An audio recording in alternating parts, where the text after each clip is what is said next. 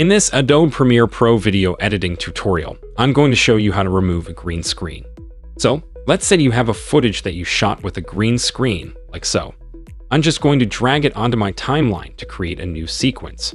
All we have to do is simply go to the Effects panel, open the Video Effects folder, and inside the Keying folder, there are a bunch of different options for different types of keys that you can do based on brightness or colors. But as a standard go-to, we can use the Ultra Key effect. If I simply drag this onto the video clip and head over to the Effects control panel, we should see the Ultra Key effect pop up and all of the parameters that we can adjust, and the main one being the key color. So you can choose to key out any color, whether you have a blue screen or green screen, or you're just keying out something in the video. But in this case, we're going to use green.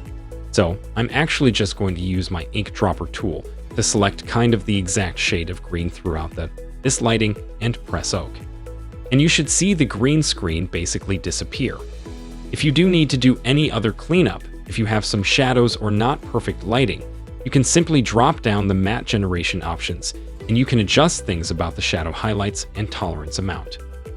So if you did have some slight adjustment that you needed to do just to take account for lighting, you can do that.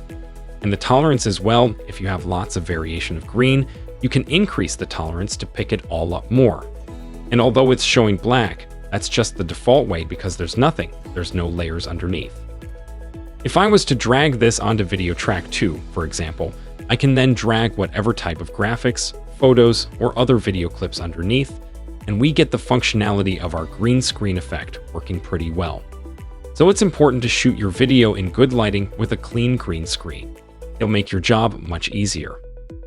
But that's basically the simple method on how to remove and use green screens in Adobe Premiere Pro.